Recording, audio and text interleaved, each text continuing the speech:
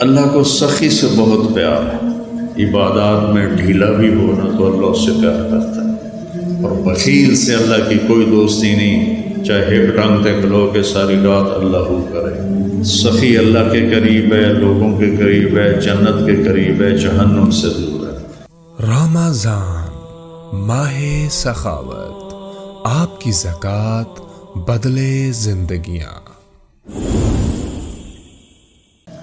ہم نے کہا السخی قریب من اللہ، قریب من الناس، قریب من الی الجنہ، بعید من النار۔ سخی اللہ کے قریب ہے، لوگوں کے قریب ہے، جنت کے قریب ہے، جہنم سے دور ہے۔ والبخیل بعید عن اللہ، قریب الی النار، بعید عن الناس۔ جو بخیل آدمی ہے وہ اللہ سے بھی دور ہے، لوگوں سے بھی دور ہے، جنت سے بھی دور ہے، جہنم کے قریب ہے۔ تب ایک چھوٹی سی آیت میں پیش کرتا ہوں۔ فَلَقْتَحَمَ الْعَقَبَةَ وَمَا أَدْرَاكَ مَا الْعَقَبَةُ۔ حیرت کے اظہار کے لیے عربی میں دو لفظ تھے، ما افعلہ و افعل بہ۔ قرآن نے ایک تیسرے لفظ کا استعمال کیا جس نے عربوں کو حیرت میں ڈال دیا، جو قرآن القارعۃ ما القارعہ وما ادراک ما القارعہ وما ادراک ما الحاقہ وما ادراک ما سقر وما ادراک ما یوم الدین۔ یہ استعمال پہلے عرب میں نہیں تھا، اس کو قرآن نے استعمال کیا کہ بالکل جب کوئی حیرت میں ڈوب جائے وہاں یہ لفظ بولا جاتا ہے۔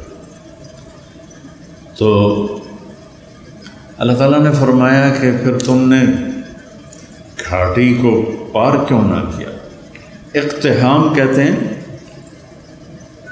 پہلے سڑکیں تو تھیں نہیں، کہیں کھائیاں آ جاتی تھی، کہیں نشیب، کہیں فراز۔ تو جہاں کہیں ایسا ہوتا تھا کہ نیچے نہیں اتر سکتے، گہرائی ہے، اور سوائے گھوڑے کے کوئی اور شکل نہیں پار چھلانگ لگانے کی، اس کو کہتے تھے اقتحام، کہ گھوڑے کو اٹھانا اور ایڑ لگانا اور چھلانگ لگوا کے پار۔ یہ ایک جان کا قرعہ ہوتا تھا کہ ذرا گھوڑے کا پاؤں پھسلا تو اندر پتہ نہیں زندگی پھر بچتی ہے یا نہیں بچتی، اور اس طرح گھوڑے کو اٹھانا وہ اس کو بہت زیادہ پریکٹس کروائی جاتی۔ یہ یوسف اور اس کا چھوٹا بھائی، یہ دونوں گھوڑ سواری سیکھ رہے تھے، تو چھوٹا تو جلدی ماہر ہو گیا، یہ بھی کچھ دوڑانے لگا۔ تو ایک دفعہ یہ گھوڑے پہ آ رہا تھا، میں گھر سے نکلا، میں نے پوچھا ہاں جی بن گئے ہو مولانا صاحب گھوڑ سوار کا؟ جی۔ میں کیا کھالا ٹاپ کے دکھاؤ۔ وہ کھیت سامنے کھیت تھا کھلا، اس میں فصل نہیں تھی۔ میں نے کہا وہ ایکڑ کے آخر میں جاؤ، وہاں سے گھوڑے کو دوڑاؤ، اور یہ جو کھالا ہے نا کوئی 2.5 فٹ کا 3 فٹ کا، اس سے گھوڑے کو پار ادھر لے آؤ تو میں سمجھوں گا تم گھوڑ سوار بن گئے ہو۔ میں کہا ٹھیک ہے۔ تو یہ اپنے گھوڑے کو لے گیا اور وہاں سے اس کو اٹھایا، اس کو اچھی دوڑائی، اور جب اس کے قریب آیا تو اس کو اٹھانا تھا۔ فَلَقْتَحَمَ الْعَقَبَةَ، میں اس کا مطلب بتا رہا ہوں کہ چھوٹا سا کھالا تھا، تو جب اس نے گھوڑے کو اٹھایا تو گھوڑے نے کھالا دیکھا یہ اتنا ماہر نہیں تھا، اس نے یوں منہ مارا تو یوسف صاحب کھیت میں گرے، گھوڑا کھیت سے باہر کھڑا ہو گیا۔ شکر ہے وہ کھیت میں گرا ہے، اس کی ہڈی کوئی نہیں ٹوٹی۔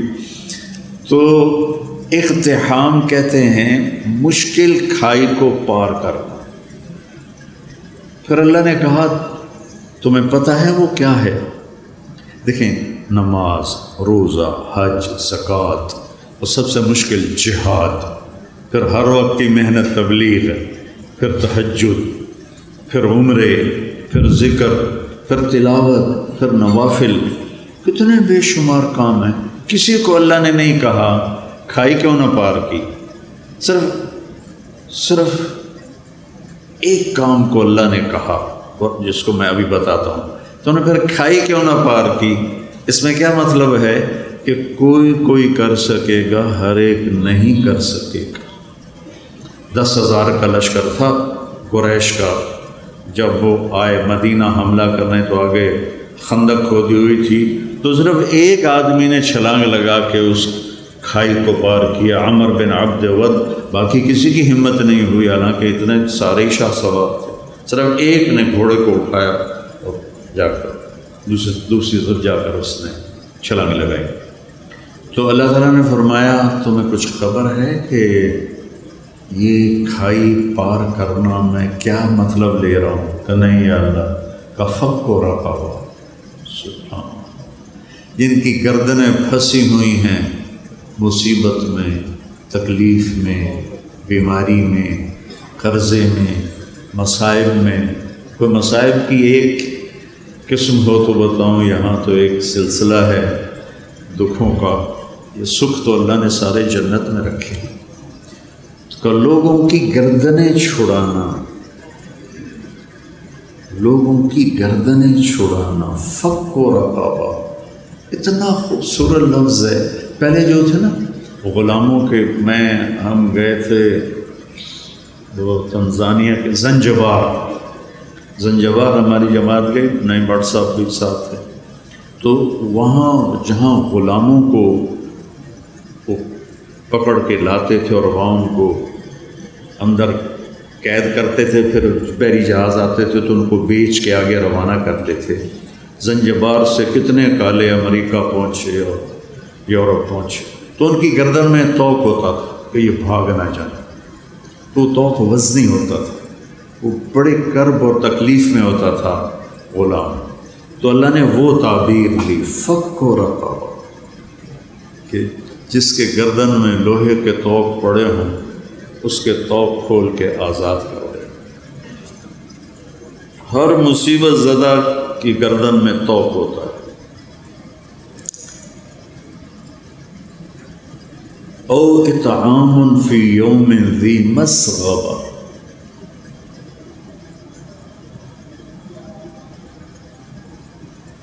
یتیما ذا مقربہ او مسکینا ذا متربہ،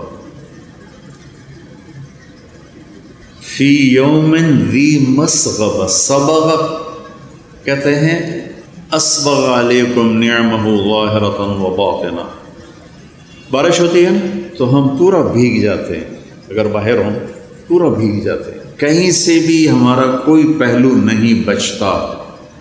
تو اللہ تعالیٰ فرما رہا ہے کہ وہ آدمی جس پر بھوک بارش کی طرح چھا گئی اور کہیں سے بھی وہ نہیں نکل پا رہا اس بھوک سے، اس کو اس بھوک سے نکالنا، خاص طور پر جب وہ تیرا رشتہ دار ہو اور ہو بھی یتیم۔ رشتہ داروں میں کوئی مالدار ہو جائے تو غریب حسد کرتے ہیں اور مالدار تکبر کرتا ہے، وہ ان کے ضائع ہونے کی تمنا کرتے ہیں، وہ ان پر اپنے مال کا روب جتلاتا ہے۔ تو اللہ نے کہا ذا مقربہ، جو تیرا قریبی رشتہ دار ہے نا، قرب والا، اس کو بھوک نے بارش کی طرح ایسے گھیرے میں لے لیا ہے، نکلنے کا راستہ ہی نہیں ہے، اس کو کھانا کھلا۔ اور مسکین، فقیر اسے کہتے ہیں جس کے گھر میں ایک دن کا کھانا ہو۔ مسکین سکن سے ہے، سکن ہوتا ہے ٹھہر جانا۔ مسکین جس کے زندگی ٹھہر گئی ہو بھوک کی وجہ سے، فاقے کی وجہ سے، اس کے پاس ایک لقمہ روٹی۔ فقیر اسے کہتے ہیں جس کے پاس 24 گھنٹے کا تو کھانا ہو، آگے کوئی نہ ہو۔ اور مسکین اسے کہتے ہیں جس کی زندگی ٹھہر گئی ہو، سکن، سکون ہم عام طور پر کہتے ہیں، سکون آ گیا۔ اس مسکین کو کھانا کھلانا، یہ ہے گھاٹی کو پار کرنا۔ اب اس ویلفیئر کے کام میں غیر مسلم بھی شریک ہیں، مسلم بھی شریک ہیں، تو پھر اللہ نے آگے اس پچھلے کام کی قبولیت کی شرط لگائی، ثم صرف اتنے سے پاس نہیں کروں گا، ثم پھر اس کے بعد تم کان من الذین آمنوا، تم ایمان والے بھی ہو، ایمان والے بھی ہو، ایک شرط۔ دوسری وتواصوا بالصبر وتواصوا بالمرحمہ، اور لوگوں کو صبر اور رحم کی دعوت بھی دینے والے ہو۔ پتہ چلا تبلیغ کا کام تو اللہ ہمارے ذمہ لگا رہا ہے کہ لوگوں کو خیر کی بات کرو، لوگوں کو صبر کی بات کرو، لوگوں کو معاف کرنے کی بات کرو۔ اولئک اصحاب المیمنہ، یہ وہ لوگ ہیں جو قیامت کے دن کامیاب ہوں۔ تو میرے عزیزو، یہ زندگی بھر کا سودا ہے، جتنا ہم اللہ کو دیں گے۔ حضرت ابوبکر صدیق کے زمانے میں قحط آ گیا تو لوگ بڑے پریشان ہوئے۔ حضرت ابوبکر صدیق خلیفہ تھے کہ جی کیا کریں کیا کریں، کھانے کو کچھ نہیں۔ کہنے کہ انشاءاللہ اللہ کی مدد آنے والی ہے، آنے والی ہے۔ تو چند دن گزرے تو حضرت عثمان رضی اللہ عنہ کا قافلہ ملک شام سے 1000 اونٹوں کا، یوں سمجھیے 1000 ٹرالے اس زمانے کا قافلہ۔ تو جتنے وہ تاجر تھے بڑے جو تھوک والے، وہ ان کے پاس گئے کہ جی سودا کریں۔ کہنے کہ کیا دو گے؟ کہنے کہ 10 روپے کی چیز 12 میں لے لیں۔ کہ نہیں مجھے منظور نہیں۔ اچھا 10 روپے کی چیز ہم 14 میں لے لیں۔ کہ نہیں مجھے نہیں منظور۔ کہ اچھا ہم 10 روپے کی چیز 15 میں لے لیں گے، اس سے آگے ہماری ہمت نہیں۔ تو حضرت عثمان نے فرمایا کہ مجھے قیمت زیادہ لگ چکی ہے، لہذا میں تمہیں نہیں بیچوں گا۔ وہ کہنے کہ سارے جو ہیں تھوک کے تاجر وہ تو تیرے سامنے بیٹھے ہیں، تو اب کون ہے جو آپ کو زیادہ پیسے لگا گیا ہے؟ تو کہا تم سے پہلے میرا اللہ مجھ سے بات کر رہا ہے کہ من جاء بالحسنۃ فلہ عشر امثالہا، کہ تو عثمان تیرے 1 روپے کی چیز میں 10 روپے میں خریدوں گا۔ تو لہٰذا میں اللہ کو بیچ رہا ہوں۔ مدینے میں قحط ہے، میرے 1000 اونٹوں سمیت سارے مدینے والوں پہ صدقہ۔ تو اس رات حضرت عبداللہ بن عباس نے خواب دیکھا کہ اللہ کے نبی سفید گھوڑے پر ہیں، سبز پوشاک ہے اور سونے کی لگام ہے گھوڑے کی۔